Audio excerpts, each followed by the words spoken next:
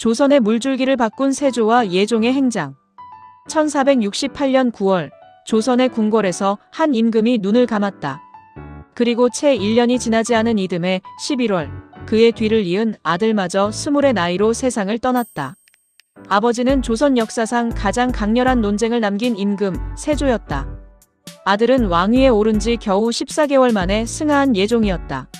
실록에 남은 세조의 애책문과 지문, 그리고 예종의 행장을 나란히 펼쳐놓으면 한 시대를 만들었던 강인한 아버지와 그 그늘 아래서 자라서 너무 일찍 떠난 아들의 이야기가 하나의 흐름으로 이어진다.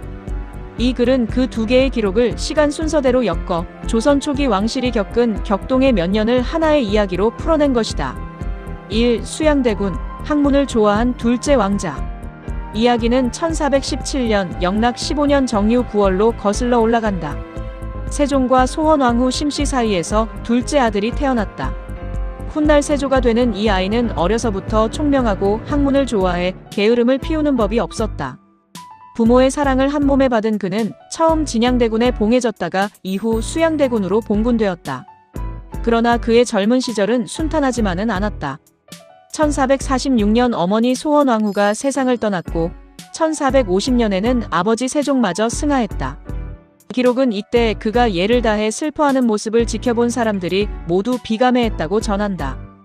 1452년에는 형 문종이 즉위한 지 불과 2년 만에 세상을 떠났다.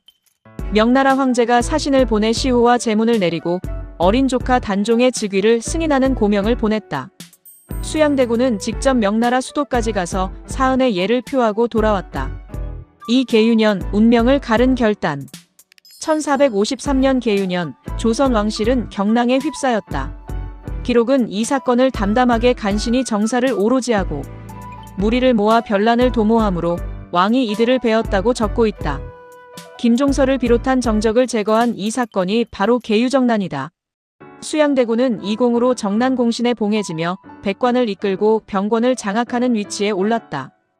역사는 이 순간을 두고 지금까지도 야심에 찬 권력 찬탈로 볼 것인지 왕실을 지키기 위한 결단으로 볼 것인지 논쟁을 이어가고 있지만 실록의 기록만큼은 그를 종사를 위기에서 구한 인물로 그리고 있다.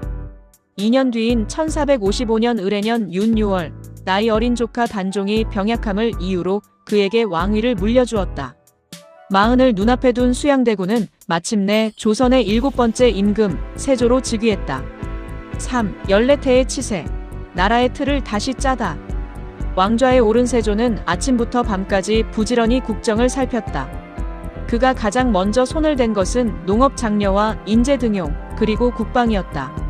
즉위한 그해 7월 적장자 2장을 세자로 책봉하고 자신을 왕위에 올리는데 공을 세운 신하 43명을 좌익 공신으로 봉했다. 이후 세조의 치세는 제도 정비의 연속이었다. 호패법을 세워 장정의 수를 정확히 파악했고 성균관에 직접 행차해 유생들을 시험했다. 학자들의 경전 해석이 저마다 달라. 혼란스럽다고 여긴 그는 여러 선비를 모아 오경의 해석을 놓고 토론하게 한 뒤 직접 결론을 내렸으며 역학계몽요회를 손수지어 후학에게 남겼다. 벼슬은 많은데 나라는 작다며 쓸모없는 관직 100여 자리를 정리하기도 했다. 무엇보다 세조시대를 상징하는 것은 법전 편찬이었다.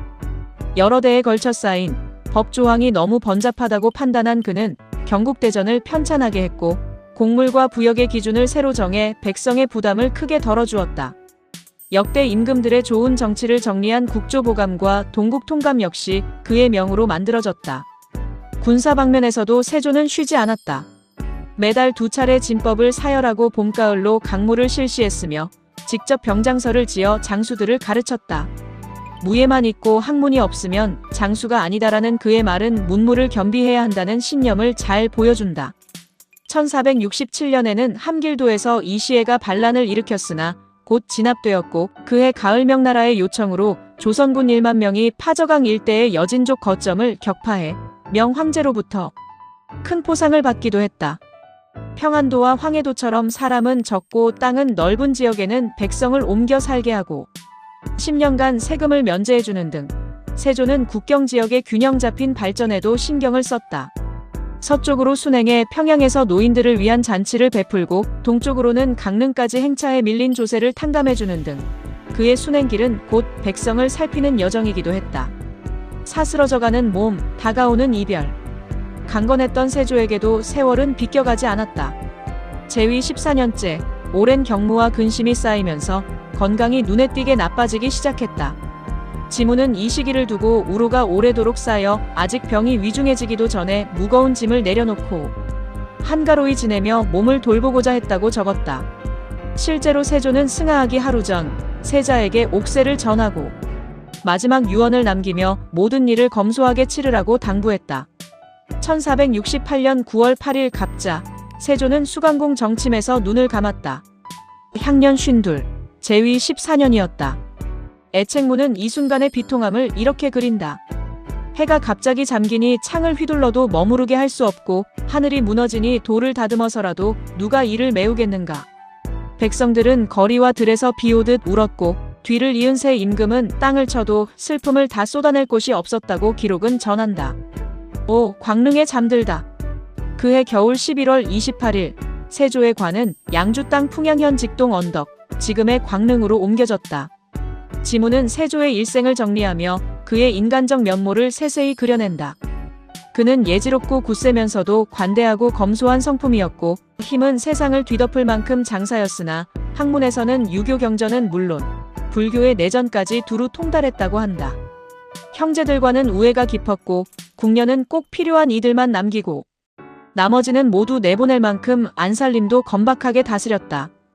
특히 눈길을 끄는 대목은 그가 사람을 알아보는 눈이었다는 기록이다. 선비를 만나 한번 얼굴빛만 보아도 그 속마음까지 꿰뚫어 보아 훗날 그 사람의 어질고 그렇지 못함을 판단하면 하나도 틀린 적이 없었다. 재물을 함부로 거두는 관리나 형벌을 함부로 쓰는 관리는 아무리 작은 잘못이라도 용서하지 않았지만 재능 있는 이는 격식에 얽매이지 않고 파격적으로 등용했다. 그 결과 즉위 후 몇 년 지나지 않아 나라의 곳간이 가득 찼다고 지무는 전한다. 지문의 끝자락에는 세조의 가족관계가 상세히 남아있다. 왕비 정희왕 후와의 사이에 이남 일녀를 두었는데 마지인 의경세자는 안타깝게도 아버지보다 먼저 세상을 떠났고 둘째 아들이 뒤를 이어 왕위에 올랐다. 그리고 의경세자의 둘째 아들, 즉 세조의 손자 중 한 사람으로 자을산군이라 불리던 어린아이의 이름이 조용히 기록되어 있다. 그가 훗날의 성종이다. 한 왕실의 3대가 이 짧은 지문 한 편 속에 고스란히 담겨있는 셈이다. 6. 어린 시절의 세자, 효자와 상서로운 정조. 이제 이야기는 세조의 둘째 아들, 새로 왕위에 오른 인물의 삶으로 옮겨간다. 그는 1450년 경태 원년 정월, 아직 수양대군이던 아버지의 사저에서 태어났다. 어려서부터 남달리 총명해 세조의 각별한 사랑을 받았다. 1457년 세자로 책봉되어 있던 맏형 이장이 갑작스레 세상을 떠났다. 세조는 어질고 덕이 있던 둘째 아들을 새 세자로 세우기로 하고 한명회를 명나라에 보내 책봉을 청했다. 명황제는 이를 허락하며 충효로 가르쳐 세자로 하여금 덕을 두텁게 하라는 조칙을 내렸다. 세조는 이름난 학자들을 뽑아 세자를 가르치게 했는데 어린 세자는 총명하고 기억력이 좋아 스승들의 수고를 크게 덜어주었다고 한다. 아버지가 직접 지어준 훈사를 늘 마음에 새기며 궁 안에서는 엄한 가르침을 받들고 밖에서는 벗들과 학문을 갈고 닦았다.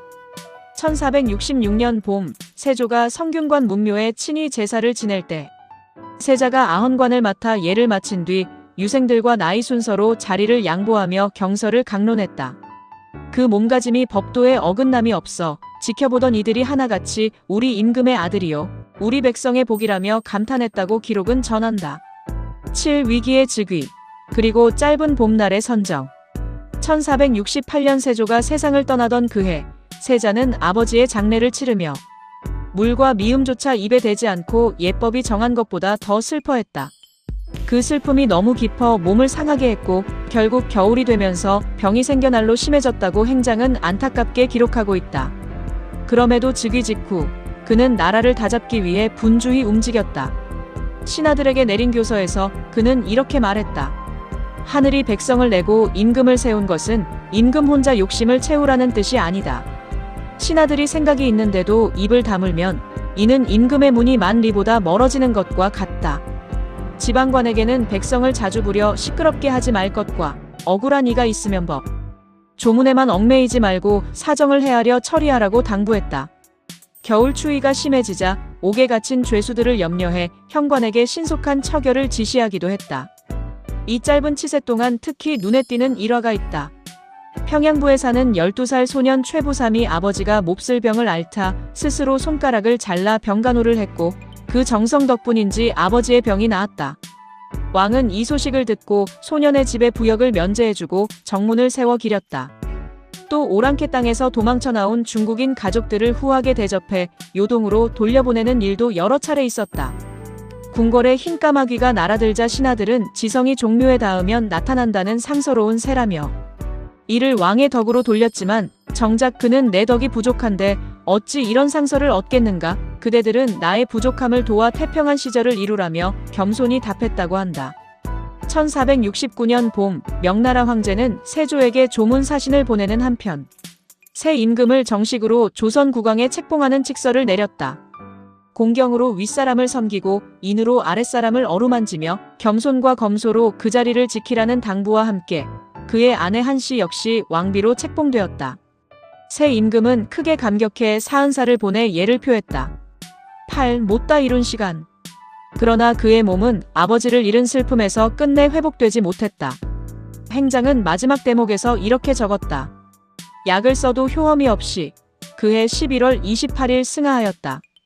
즉위한 지 채 14개월이 되지 않은 시점이었다. 아버지 세조가 세상을 떠난 지 정확히 1년 2개월 만의 일이었다. 행장은 그의 성품을 두고 영명하고 과단성이 있으며 공손하고 검소하며 침착했다고 평했다.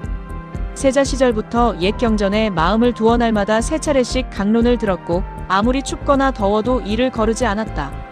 즉위한 뒤로도 국정을 처리하는 틈틈이 경서와 역사서를 읽으며 예실과 지금의 일을 꿰뚫어보고자 했다. 손수 역대세기를 지어 수천 년의 역사를 정리하기도 했다. 어머니를 향한 효심도 남달라 하루 3번씩 문안을 올렸고 궁중의 법도가 엄격해 사사로운 청탁이 통하지 않았다고 전한다. 행장의 마지막 문장은 이렇게 끝맺는다. 백성들이 바야흐로 좋은 세상을 바라보고 있었는데 하늘이 그 수명을 주지 않으니 애달픈 마음을 어찌 다 말로 할 수 있겠는가. 9. 부자가 남긴 자리.